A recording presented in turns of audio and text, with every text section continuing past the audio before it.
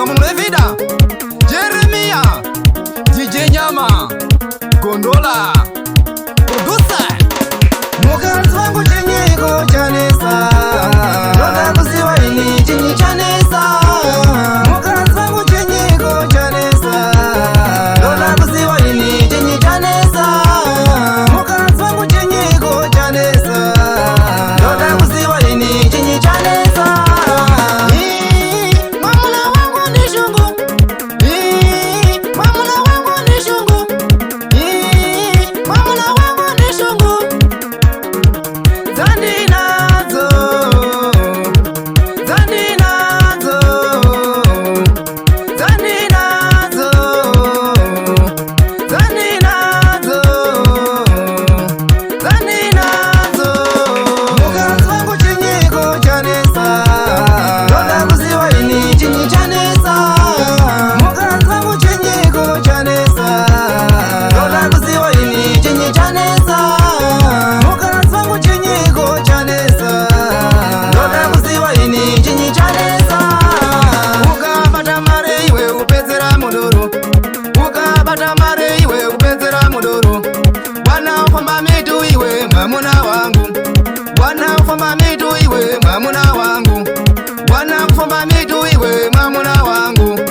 Wanyamba chakulya ngabe mwamuna wangu, wanyamba chakulya ngabe mwamuna wangu, wanyamba chakulya ngabe mwamuna wangu iwe. Mayewana, chinyi chanesa, ndivunze, nikuti ndikugona uchafani zvakanaka. Mwamuna wangu ukaranguwa zese, wachinonituka, wachinoniponda, wana hana chokundya, wana hana chokupfeka. Iwe unokata mari, wachina kumwa mbawa, upelera mnipa. Ndizvere mwamuna wangu, ndizvo takapangana kuti chilini tibare wana vedu, tiwakuze zvakanaka, tochivarera. Akuti siya wana warubonera nenzara, nechokupfeka hana, kusekwa namavhisinyo. Ndizvere mwamuna wangu, iwe ukwenda kushopana mbawa. Ndizvere. Sorry Mayewana, ndaishengezefa nevashamwari kuti ngati ndiyambendi, akwa ndaenda kuiona kuti yambendi haibatsiri. Sorry, handichaita Mayewana, ruregerero.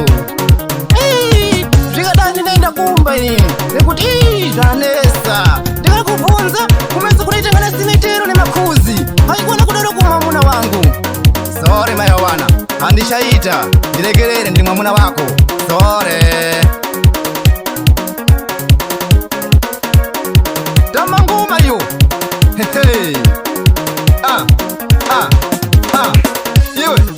Iwe. Waisia. Wa?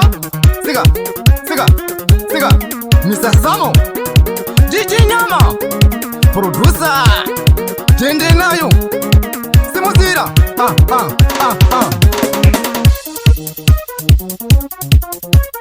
Roa ngoma.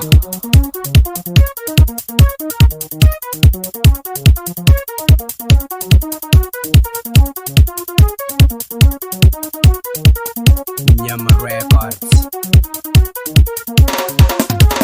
Ukabata mare iwe upedzera mudoro, ukabata mare iwe upedzera mudoro. Wanaofamba mitu iwe mwamuna wangu, wanaofamba mitu iwe mwamuna wangu.